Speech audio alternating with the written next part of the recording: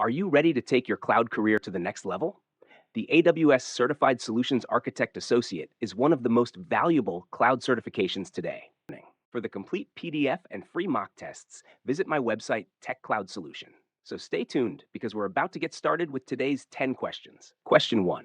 A popular e-commerce application runs on AWS and uses an Amazon Aurora multi-AZ deployment for its database. When monitoring the performance, you notice that the database reads are causing high I/O and adding latency to the write requests against the database. What is the best solution to separate the read requests from the write requests? The options are A. Use Amazon DynamoDB Accelerator, DAX, to provide a caching layer. B. Create a read replica and modify the application to use the appropriate endpoint. C. Replica DB instances endpoint for Aurora.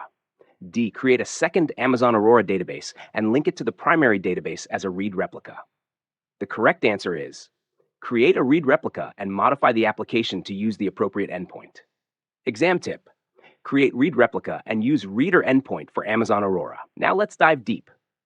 Aurora replicas are independent endpoints in an Aurora DB cluster, best used for scaling read operations and increasing availability. Up to 15 Aurora replicas can be distributed across the availability zones that a DB cluster spans within an AWS region. The DB cluster volume is made up of multiple copies of the data for the DB cluster. However, the data in the cluster volume is represented as a single logical volume to the primary instance and to Aurora replicas in the DB cluster. As a result, all Aurora replicas return the same data for query results with minimal replica lag, usually much less than 100 milliseconds after the primary instance has written an update. Replica lag varies depending on the rate of database change. That is, during periods where a large amount of write operations occur for the database, you might see an increase in replica lag. Aurora replicas work well for read scaling because they are fully dedicated to read operations on your cluster volume. Write operations are managed by the primary instance. Because the cluster volume is shared among all DB instances in your DB cluster, minimal additional work is required to replicate a copy of the data for each Aurora replica. To increase availability, you can use Aurora replicas as failover targets. That is, if the primary instance fails, an Aurora replica is promoted to the primary instance. There is a brief interruption during which read and write requests made to the primary instance fail with an exception, and the Aurora replicas are rebooted. If your Aurora DB cluster doesn't include any Aurora replicas, then your DB cluster will be unavailable for the duration it takes your DB instance to recover from the failure event. However, promoting an Aurora replica is much faster than recreating the primary instance. For high availability scenarios, we recommend that you create one or more Aurora replicas. These should be of the same DB instance class as the primary instance and in different availability zones for your Aurora DB cluster. Question 2. You are designing a multi-tier online learning site which will write a huge amount of data in form of key value pairs. The course's exercises data will be accessed frequently, and the data objects are required to be stored in inconsistent schemas. Which AWS storage can handle this requirement? The options are A. Amazon Aurora, B. Amazon Redshift C, Amazon DynamoDB D, Amazon RDS PostgreSQL. The correct answer is Amazon DynamoDB. Exam tip: key value store plus changeable schema because Amazon DynamoDB. Now let's dive deep. Amazon DynamoDB is a key value and document database that delivers single-digit millisecond performance at any scale. It's a fully managed, multi-region, multi-master, durable database with built-in security, backup and restore, and in-memory caching for internet-scale applications. DynamoDB can handle more than 10 trillion requests per day and can support peaks of more than 20 million requests per second. Question 3. Which AWS feature can be used to capture information about the IP traffic going to and from network interfaces in your VPC? The options are ELB access logs, B. VPC Flow Logs, C. Enable AWS CloudTrail logging, D. Enable AWS CloudWatch logging.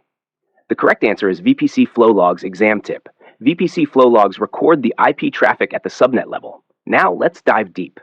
VPC Flow Logs is a feature that enables you to capture information about the IP traffic going to and from network interfaces in your VPC. Flow log data can be published to Amazon CloudWatch logs or Amazon S3. After you've created a flow log, you can retrieve and view its data in the chosen destination. Flow logs can help you with a number of tasks, such as A. Diagnosing overly restrictive security group rules. B. Monitoring the traffic that is reaching your instance. C. Determining the direction of the traffic to and from the network interfaces. The operation team at a training provider company has an issue that the data manipulation language DML queries, which come from a web application to the database, became slower, and the database became unable to handle all requests, especially during peak times. What is the best AWS service that can be used to solve this issue?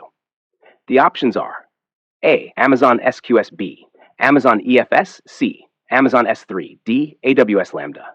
The correct answer is Amazon SQS exam tip. SQS equals decouple the web application from the database. Now let's dive deep. Amazon Simple Queue Service, SQS, is a fully managed message queuing service that enables you to decouple and scale microservices, distributed systems, and serverless applications. SQS eliminates the complexity and overhead associated with managing and operating message-oriented middleware and empowers developers to focus on differentiating work.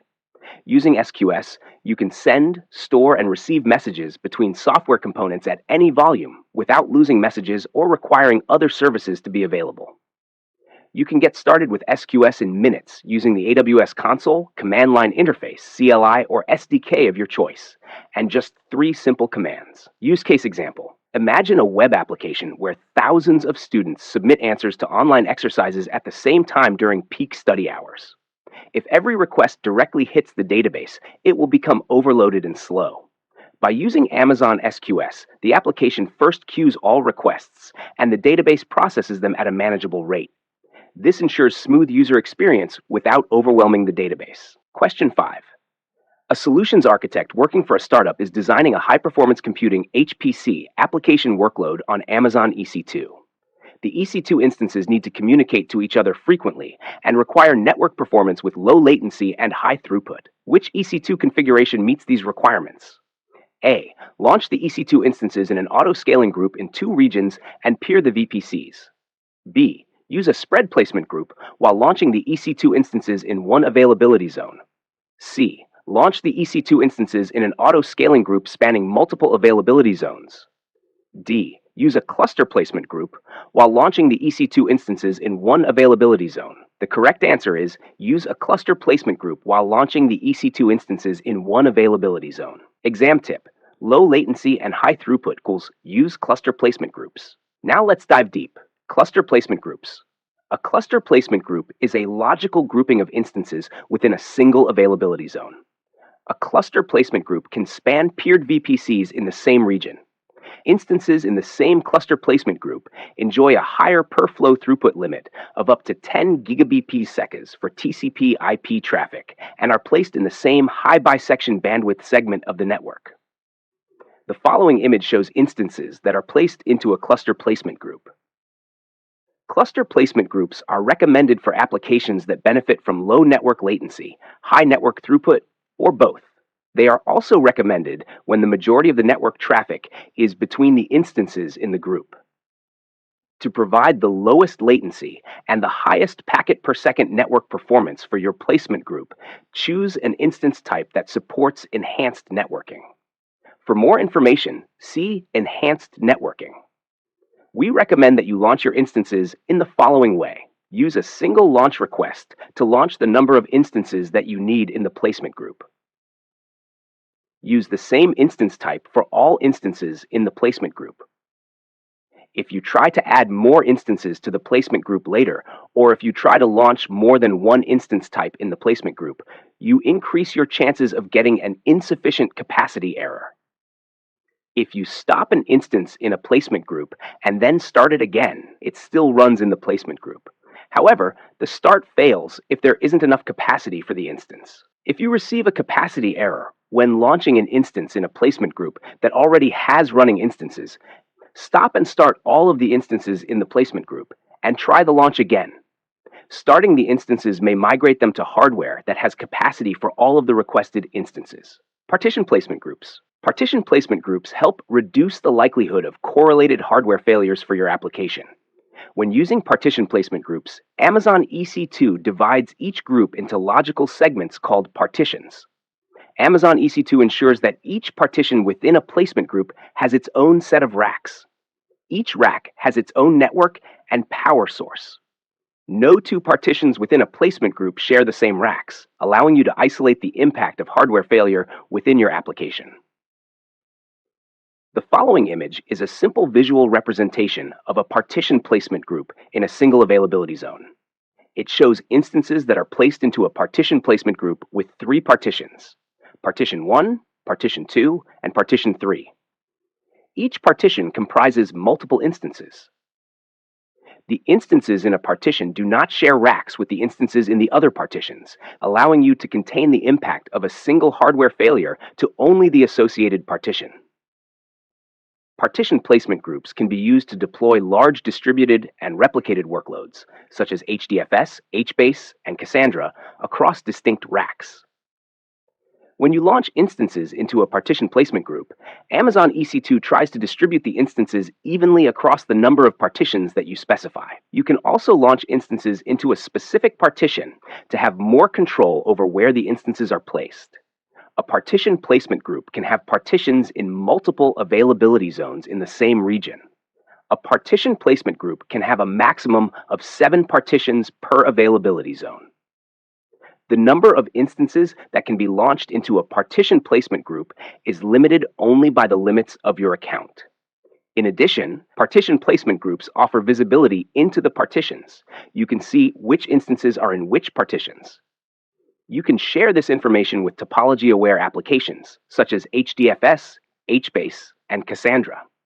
These applications use this information to make intelligent data replication decisions for increasing data availability and durability. If you start or launch an instance in a partition placement group and there is insufficient unique hardware to fulfill the request fails.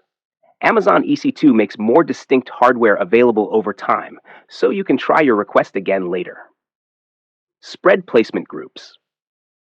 A spread placement group is a group of instances that are each placed on distinct racks, with each rack having its own network and power source. The following image shows 7 instances in a single availability zone that are placed into a spread placement group. The 7 instances are placed on 7 different racks. Spread placement groups are recommended for applications that have a small number of critical instances that should be kept separate from each other. Launching instances in a spread placement group reduces the risk of simultaneous failures that might occur when instances share the same racks. Spread placement groups provide access to distinct racks and are therefore suitable for mixing instance types or launching instances over time. A spread placement group can span multiple availability zones in the same region. You can have a maximum of 7 running instances per availability zone per group. If you start or launch an instance in a spread placement group and there is insufficient unique hardware to fulfill the request fails. Amazon EC2 makes more distinct hardware available over time, so you can try your request again later. Use case example. Imagine a financial services startup running a real-time risk analysis engine that needs extremely fast communication between EC2 nodes for parallel computations. Using a cluster placement group ensures all instances are physically close in the same AZ with high throughput and low latency, enabling near real-time processing. Question: as AWS Solutions Architect, you have a requirement from the security team to provide them with a service which continuously monitor and retain account activity related to actions across AWS multi-regions. What is the best approach to handle this task? A. Enable CloudWatch logging across all regions. B. Enable CloudTrail logging across all regions. C. Enable CloudTrail logging in each region. D. Enable CloudWatch logging in each region. Correct answer, B. Enable CloudTrail logging across all regions. Exam tip. You can use AWS CloudTrail to monitor and retain account activity related to actions across AWS multi-regions. AWS CloudTrail is a service that enables governance, compliance, operational auditing, and risk auditing of your AWS account.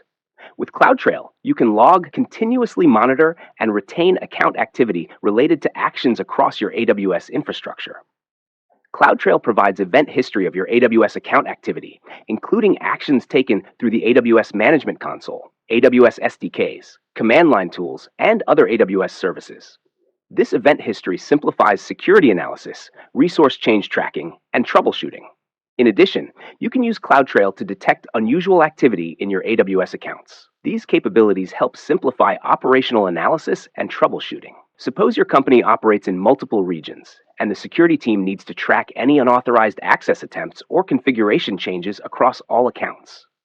By enabling CloudTrail across all regions, you ensure every login attempt, API call, or resource modification is logged in a single trail.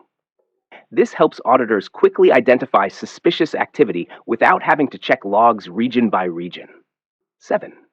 Question. An e-trading company provides highly available clothes tailoring service by providing users the ability to submit requests to customize clothes by sending tailoring parameters in addition to the original clothes image ID in a request to an AWS API Gateway API. The customized image will be generated on demand, and users will receive a link they can click to view or download their customized image. What is the most cost-effective solution to meet these requirements? A. Use AWS Lambda to adapt the original image to the requested customization. Store the original and manipulated images in Amazon S3. Configure an Amazon CloudFront distribution with the S3 bucket as the origin. B. Use AWS Lambda to adapt the original image to the requested customization. Store the original images in Amazon S3 and the manipulated images in Amazon DynamoDB. Configure an elastic load balancer in front of the Amazon EC2 instances. C. Use ECS to adapt the original image into the requested customization. Store the original images in Amazon S3 and the manipulated images in Amazon DynamoDB. Configure an Amazon CloudFront distribution with the S3 bucket as the origin. D. Configure an ELB in front of the EC2 instances. Amazon EC2 instances will be used to adapt the original image into the requested customization. Store the original and manipulated images in Amazon S3. Correct answer. Use AWS Lambda to adapt the original image to the requested customization. Store the original and manipulated images in Amazon S3. Configure an Amazon CloudFront distribution with the S3 bucket as the origin. Exam tip 1. Use Amazon Lambda for pay-per-use compute instead of EC2. 2. Use CloudFront in front of S3 to cache images at the nodes, hence reducing data transfer cost. Lambda at Edge. Lambda Edge lets you run Node.js and Python Lambda functions to customize content that CloudFront delivers, executing the functions in AWS locations closer to the viewer. The functions run in response to CloudFront events without provisioning or managing servers. You can use Lambda functions to change CloudFront requests and responses at the following points. After CloudFront receives a request from a viewer, viewer request. Before CloudFront forwards the request to the origin, origin request. After CloudFront receives the response from the origin, origin response. Before CloudFront forwards the response to the viewer, viewer response. Use case example. A customer uploads a shirt design and requests to add a logo plus resize the image. The API gateway receives the request with the shirt image ID and parameters.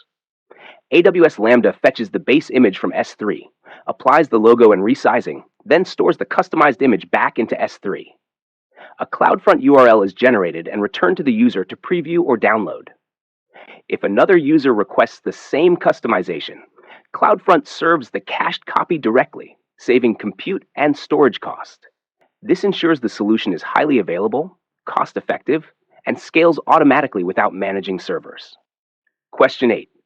As a solution architect, you are designing a mobile application which will allow users to upload files directly to Amazon S3 without accessing the web servers. What is the simplest approach to handle this requirement? A.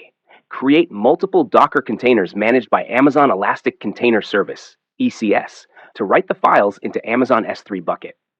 B. Upload the files directly to Amazon S3 using a presigned URL.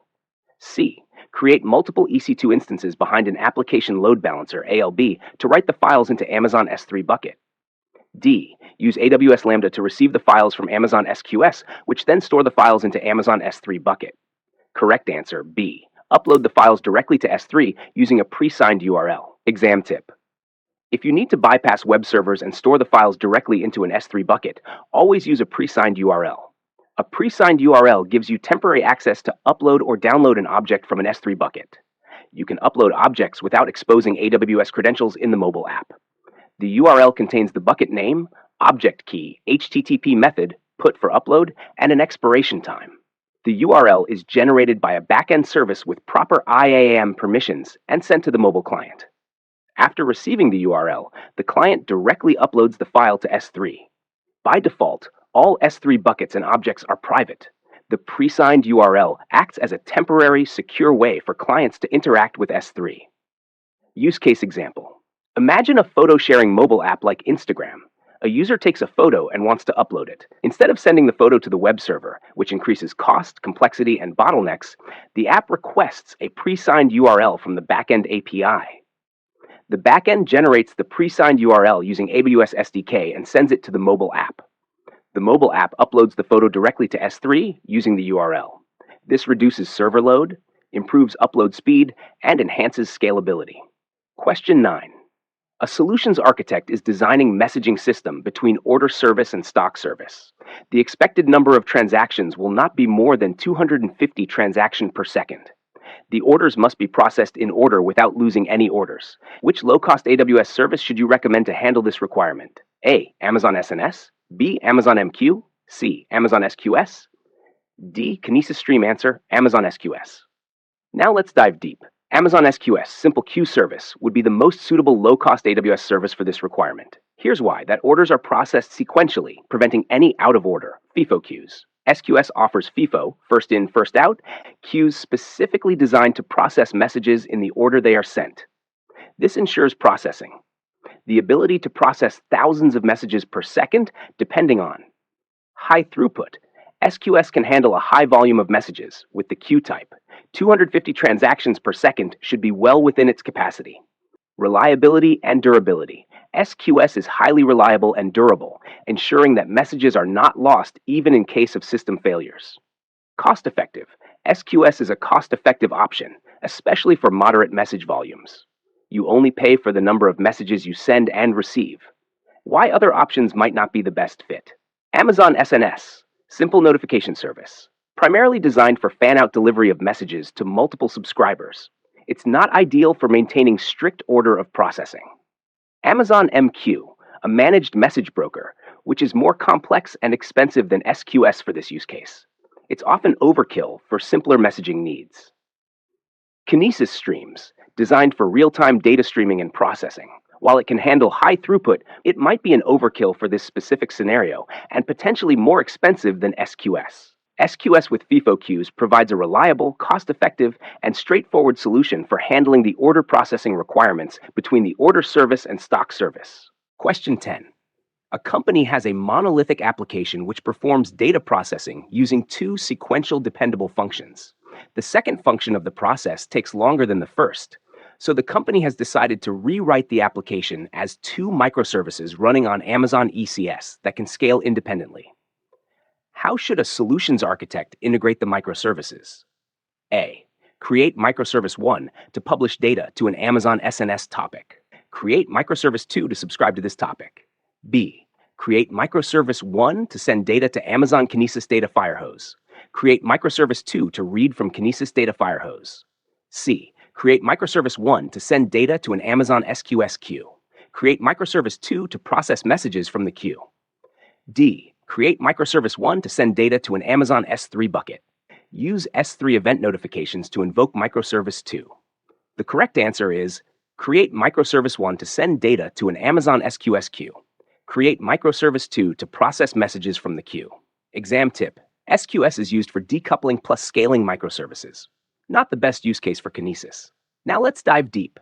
Amazon Simple Queue Service, SQS, is a fully managed message queuing service that enables you to decouple and scale microservices, distributed systems, and serverless applications.